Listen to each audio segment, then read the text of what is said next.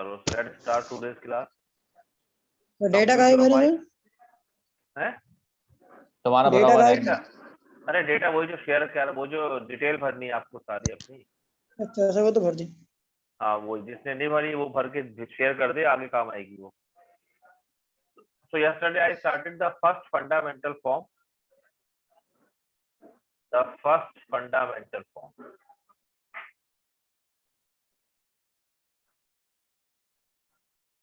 The first fundamental. In short, I can write F, F, F. So what we got? So we use the concept that any differential, this GR, this can be written as a linear combination of this differential. And I was using this Einstein summation notation. And it means what? It is just R1 du1 plus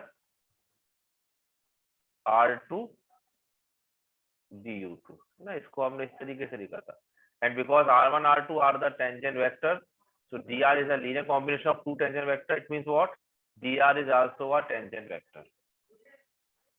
And if dr is a tangent vector, so if I want to find the arc length h, so I can find this arc length. Suppose you have some arc on the surface, you have some surface, and you have some arc here, and I am moving from point P to PQ, and I want to find what is this arc length, how much distance I have covered if I am moving on the surface. So this formula, you know, if it is PQ, so I can find P2 Q mod of dr dt, because dr is a tangent vector here. So after solving it, and I took ds and ds square, it was how much? Mod of dr square, which was dr dot dr, and its value was ri dui dot rj duj, है ना. इसको just notation I am using ri rj, ri लिखने की जगह I is same running from 1 to 2. So this ri dot rj, I can write this ri dot rj, I can take separate, and this dui duj. So it was how much? This factor I consider gij. Okay, dui duj. So this gij, they are called the coefficients of this first fundamental form. इसको हम coefficients बोलते हैं gij. So gij is what? Gij is nothing but ri dot rj, and which is, you know, gji, simple, because dot product is commutative. So this is called your first fundamental form. ds2 is equal to, if you will open it, it will be what? G11 du1 square plus G12 G21 is symmetric, so I can write du1 du2 plus G22 du2 square. Okay. Or sometimes I can use this G11 as EFG. So sometimes you can write it also E du1 square. Some of you will find that they are using FG. To F du1 du2 plus G du2 square. This is also second fundamental, first fundamental form. It is called first fundamental form. Okay? यहाँ तक clear है concept ही आपको? Yes sir. So this is the first fundamental form.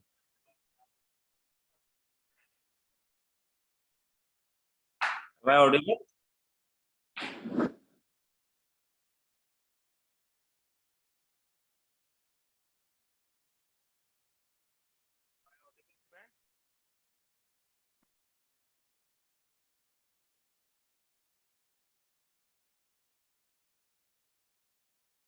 Hello.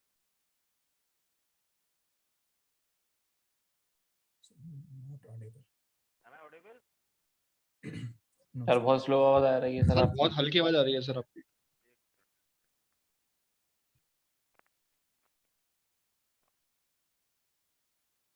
आई बताइए। Now तो हल्की आ रही है हल्की। यस, आवाज क्लियर है? Yes sir. हाँ ठीक है, चलो। So this is your first fundamental form, okay? And you saw that these are the E, F, G or G1, G12. They call the coefficients of first fundamental form, and they are symmetric also. Gij is equal to Gji. So if you see that this coefficient Gij, this will form a 2 by 2 matrix. I can write in this G11, G12, G21, G22, है ना? इसे अगर मैं इस तरीके से लिख लूं, तो it is forming R 2 by 2 symmetric matrix. It is R 2 by 2 symmetric matrix. देखिए, है ना? Because G11, G12 is equal to G21. So I can write in this matrix form, which is a symmetric matrix. And if I will find a determinant, so determinant of this Gij, which is denoted by G, इसको मैं G symbol से denote करूंगा, तो determinant क्या हो जाएगा इसका? G11, G22 minus G12 whole square, है ना? Because G12 is equal to G21. Is this clear? So this is called the discriminant of the first fundamental form. ये जो G हमने निकाला है, the determinant of this Gij matrix, this is called the discriminant of the first fundamental. G is called the discriminant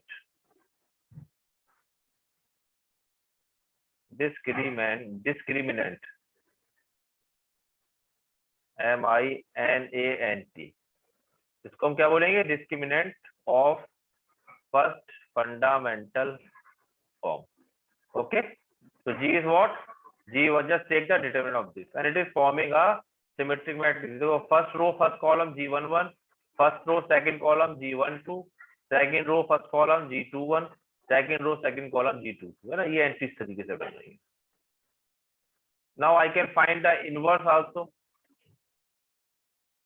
The inverse, Yes if sir. G is non-zero, then I can find the inverse of this matrix. Look at here. Now the inverse, method से G, the inverse matrix of this matrix Gij, है ना, is denoted by matrix G superscript I. देखो ये होता है subscript when you are writing something in this suffix. अगर मैं inverse लूंगा तो उसको I will be denoting by G superscript Ij, है ना? ये अपर, they are lower Ij, they are upper.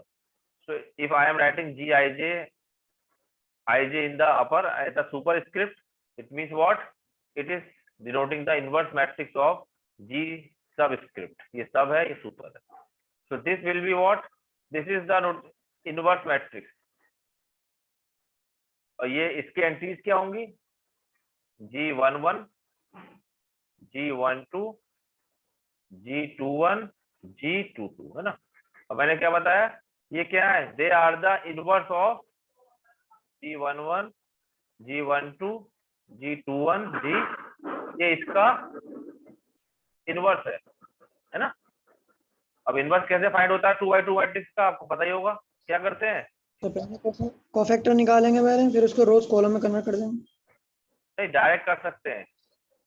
1 by G means determinant of the matrix, change the diagonal entry G22, है ना, and minus time the off diagonal entries.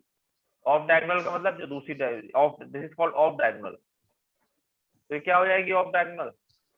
Minus G12 sir इसका मतलब minus determinant से join को divide कर दिया. ये, हाँ, ये डायरेक्ट एक तो ज्वाइन निकालते हैं, ये 2 by 2 का डायरेक्ट फॉर्मूला होता है. If you have some matrix ABCD, ठीक है, इसका आपको इनवर्स निकालना है, तो डायरेक्ट आप कर सकते हैं divided by determinant 1/AD minus BC, और यहाँ पर क्या करें? डायगोनल एंट्रीज को इंटरचेंज कर दें, और ऑफ डायगोनल को माइनस टाइम मल्टीप्लाई कर दें। It is right formula for changing 2x2 matrix. पढ़ा होगा आपने, ये भूल गए हो सकता है, ठीक है। तो वही हमने यहाँ पे किया। तो यहाँ पर ये 2x2 मैट्रिक्स का डिटरमिनेंट आपको इनवर्स निकालना था, तो डिटरमिनेंट तो मैंने बताया अभी, इसका डिटरमिनेंट क्या है, g इज द डिटरमिनेंट, तो 1/g and change the diagonal entries g22 g11 and minus times of diagonal entries minus g12 g2, so it is the inverse of this, है ना। ये किसके इक्वल होगा आपका, सुपर स्क्रिप्ट g11। तो अगर आप इसे कंपेयर करें, इस मैट्रिक्स को इससे अगर कंपेयर करें, तो it will give you a relation between g super script and g subscript. क्या रिलेशन आई भाई, देखो जरा, g11 is how much, first entry is equal to how much, g of 22 by g, है ना। Similarly g12 is how much, g12 और g21, because g12 g21 they are symmetric, है ना। So I can write same, they will be how much, minus g12 upon g and g22 superscript g22, it will be how much, g11 upon g. So it is the relation between superscript and subscript. Okay, clear है? Yes, sir. एक हमने relation निकाल लिया by using this inverse matrix concept. तो यहाँ पर gij भी ध्यान रखना हमें सेम gji के इक्वल होगा, है ना। ये सुपरस्क्रिप्ट भी सिमेट्रिक ही है आपका, like gij is equal to gji for subscript, and because it's the inverse, so you will find that product of these two matrices will be identity matrix, and as I told you, तो gij अगर आप इन दोनों matrix का product करेंगे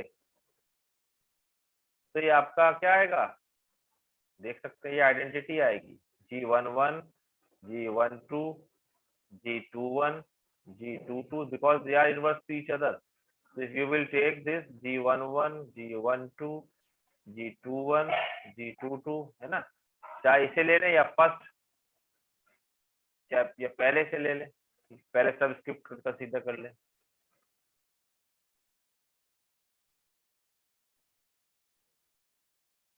g12, it will be a identity matrix of order 2 because they are inverse to each other, है ना। So it means what, so here I can say, now if you will take the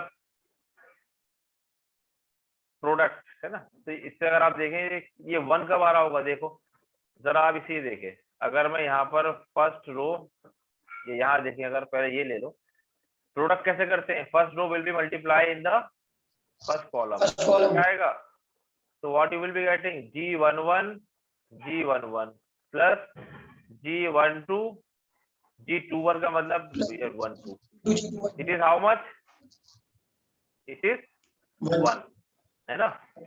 अब अगर second करेंगे आप, तो you will be getting g11 g12, इसके into इसमें करेंगे, g22 is equal to 0, हाँ, plus g12 g22 is equal to 0, है ना। और सिमिलरली थर्ड अगर करेंगे तो g21 g11 plus g22 g21 is equal to 0, and last one g21 g12 12 या 21 एक ही बात है, 21 लिख लो, चाहते 12 सेम थिंग है ना। इसका मैं लास्ट कर रहा हूँ ना, लास्ट में plus g22 g22 is equal to 1. So it means what, इससे क्या आपको ऑब्जर्वेशन हुई, देखो when you have the same superscript and subscript, तब तो ये 1 आ रहा है ना। और जब अगर जैसे यहाँ and when they are not same, ये 1 2 2 2, तो क्या आ रहा है, ये 0, देखो, है ना। You look at here, और सर एक अगर सेम वो होगा ही नहीं, सेम एक डिफरेंट नहीं होगा ही नहीं, है मतलब एक सेम हो एक डिफरेंट हो, ऐसा नहीं होगा। नहीं, ये है ना, एक नहीं ऐसा नहीं होगा, इधर बोथ आर सेम और बोथ आर डिफरेंट, या तो दोनों सेम है या दोनों डिफरेंट है ना। इट मीन्स व्हाट, इसको अगर मैं कैनोनिकल उसमें लिखना चाहूँ इस कोरिलेशन को, can I write this g of i j and g of j k, है ना। सेम ये वही है, आई जे के रनिंग 1 2, आपका सेम वही है running 1 to 2, because now you are using 1 1 1 1 1 2 1 2, तो आई एम यूजिंग आई जे जे के। तो can I say this will be equal to canonical i k, canonical delta, ये क्या होता है, it is 1 when i is equal to k and 0, canonical delta आपने पढ़ा होगा, है ना। तो यहाँ पे यही तो हो रहा है, देखो कि when they are same superscript subscript are same it is 1 otherwise 0। तो इस सिंबल को, इस प्रोडक्ट को I can write in this way. ये सबमिशन है आपका वही है, आई जे के दे आर रनिंग 1 to 2। अभी इक्वलिटी के लिखा है मैंने, जैसे आपका if k is equal to i is equal to k होगा, तो जब आई इज इक्वल टू के हो गया तो ये क्या हो जाएगा, जी आई जे जी जे आई। अब इसको आप जब रखेंगे तो क्या होगा, 1 1, है ना, 1 1 प्लस 1 2 1 2 2 1 1 2, सेम थिंग है ना। तो ये सेम चीज तो आएगी, ये कब हो जाएगा, ये चीज 1 है, तो जब आपने आई इज इक्वल टू के रखा तो इट इज 1, और जब I is not equal to के है कुछ और रखना है आपको के के अलावा, यानी कि आई यहाँ पर इससे डिफरेंट रहना है, यानी अगर 1 है तो यहाँ 2, तो उस केस में क्या रहा है आपके पास, वो 0 था। तो this thing I can write canonical delta i k, है ना, ये नोटेशन होती है हमारी। बोलिए, it means this product I can write as a canonical delta notation.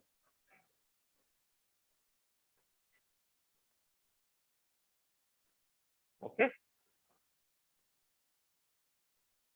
तो we got this, we got g, g भी हमारे पास आ गया। अच्छा जी को देखो, इसमें एक और observation, we can see one more observation for this g. If I am finding r1 cross r2, इसका स्क्वायर निकालते हैं, ये मैं क्यों निकाल रहा हूँ कभी पता चल जाएगा।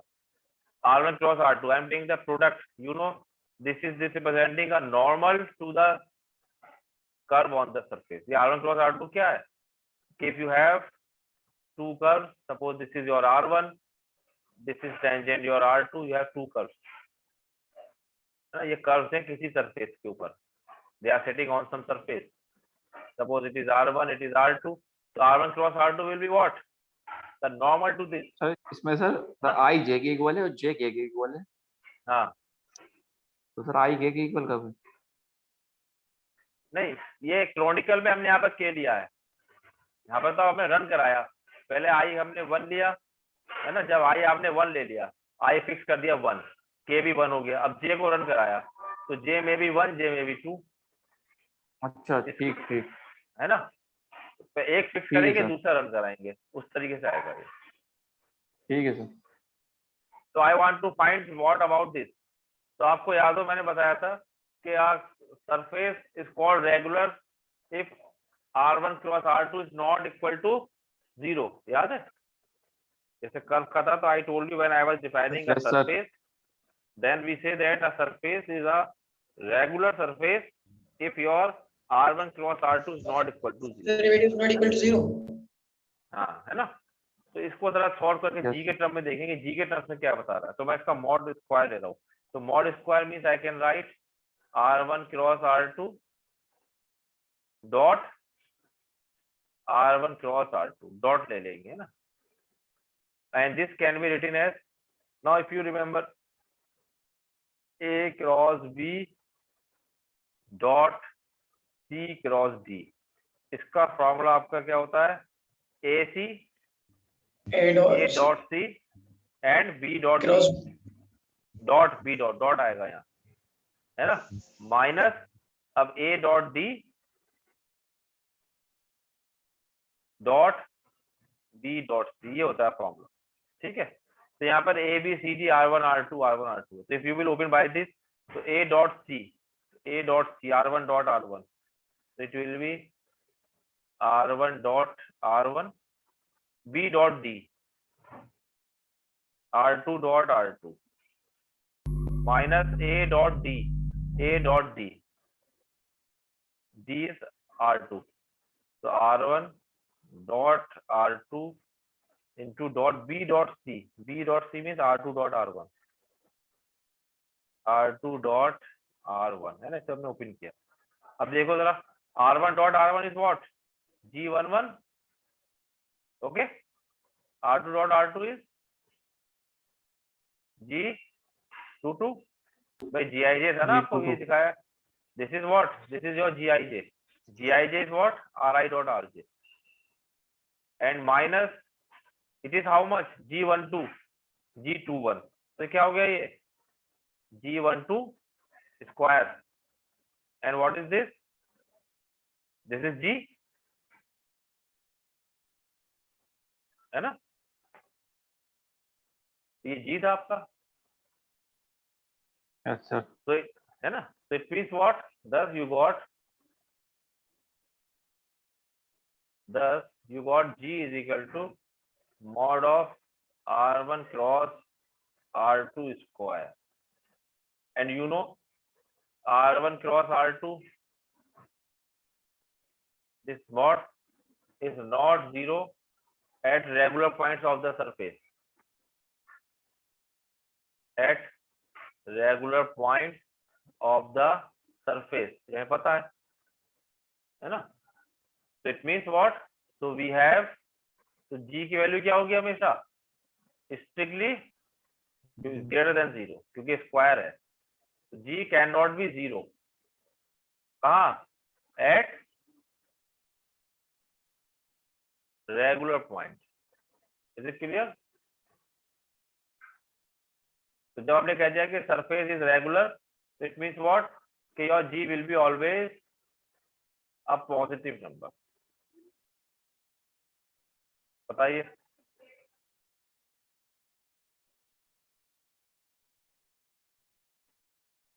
तो एक अपने G में डायरेक्शन निकाली. समझ में नहीं आई बात ये? आ गई सर.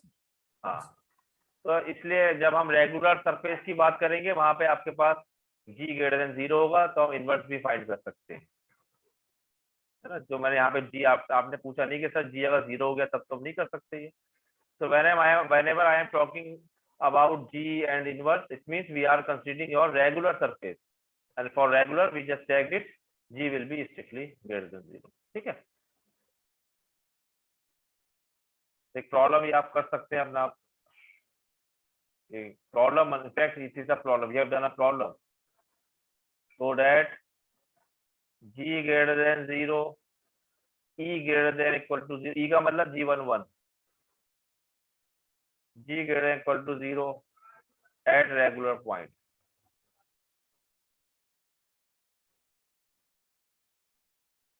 GEG.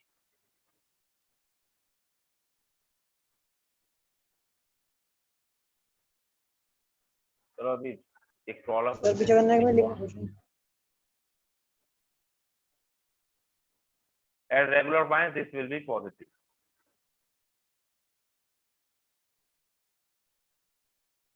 ठीक है.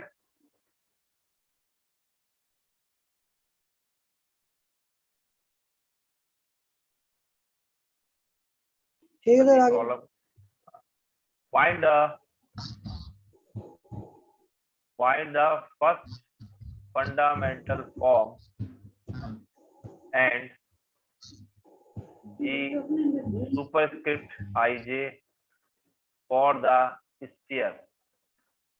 स्फीयर के लिए स्फीयर की इक्वेशन आपको दे रखी है. ये स्फेरिकल कोऑर्डिनेट्स अगर आपको याद हो, you must have studied your advance calculus.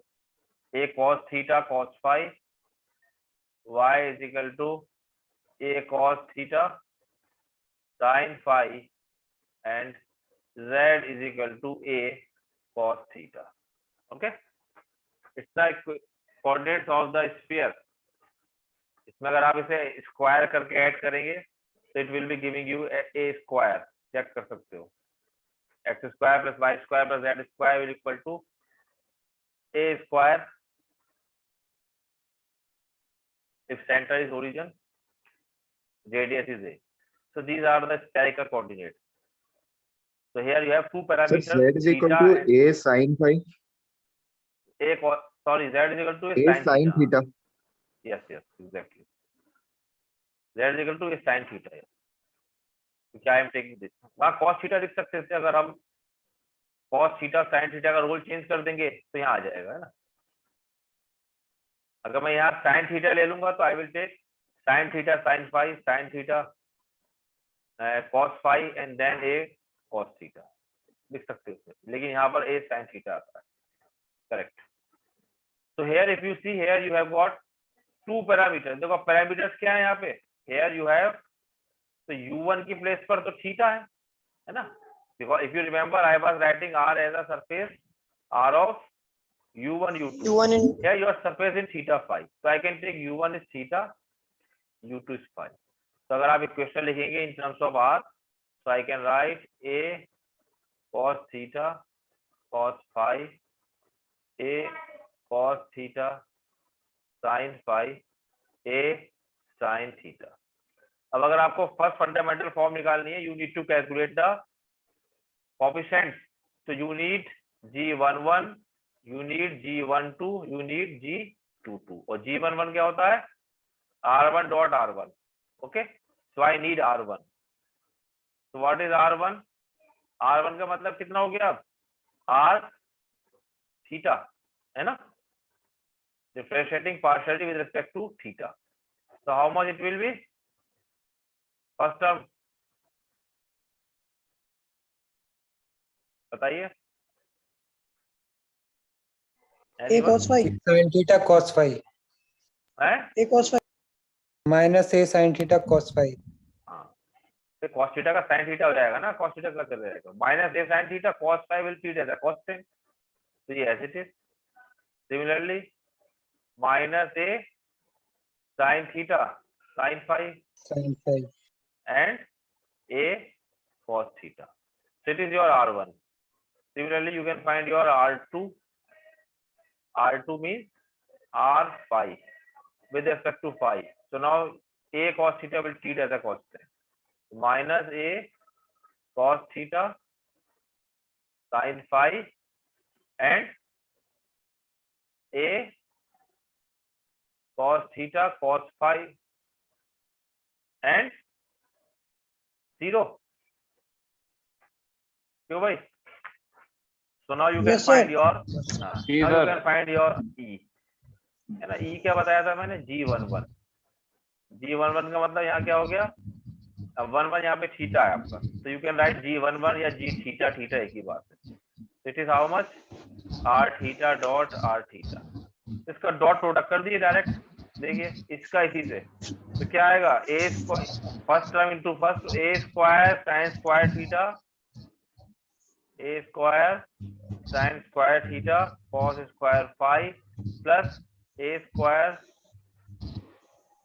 sin square theta sin ये स्क्वायर कैसे आएगा? phi. इसका sin square theta cos square phi. बताओ भाई कोई. इसके इंटू सी से कर अच्छा, देंगे ना, तो r1 ठीक है, डॉट r1. ठीक है, जब वो मैं R1 से R1 R1 की करेंगे ना. इसी की इंटू कर दो बस इसी में. तो अब फिर यू वो कैन मैं सी R1 हियर. कर हाँ चलिए, cos स्क्वायर, अब यहाँ पे a square sin square theta I can take common. तो you have cos square phi इन दोनों टर्म में से, है ना. तो you have cos square phi प्लस sin square phi, that is 1. तो you got a square sin square theta इन दोनों टर्म को मिला के plus a square cos square theta, which is how much? a square. So it is your e. Similarly I can find f. So f will be how much? f is g12. That means r theta dot r phi. अब इसमें क्या करना है? Into करनी है first into second. तो minus minus plus a square sine theta cos theta sine phi cos phi. Okay, तो first term is coming a square sine theta cos theta sine phi cos phi.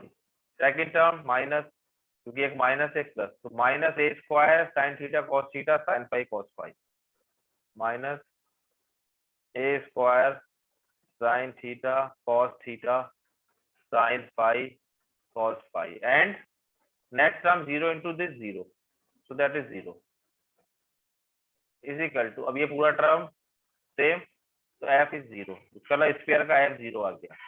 Next term we have g is equal to how much? G22, that means r phi dot r phi.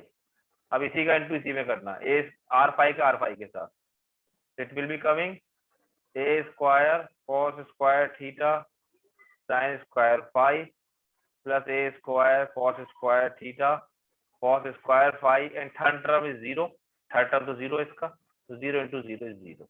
So how much it is coming? A square cos square theta, है ना, tan square phi plus cos. So it means the first fundamental form is ds2. तो ds2 क्या था? E du1 square plus 2f du1 du2 plus 2 plus g du2 square, है ना, ये था. तो E you got a square और du1 कितना है? d theta square plus f is 0 and g is a square cos square theta d phi square. So which is what? A square d theta square plus a square, या square common भी ले सकते हैं आप बाहर, a square common ले लें अगर, तो ये आपका कितना हो गया?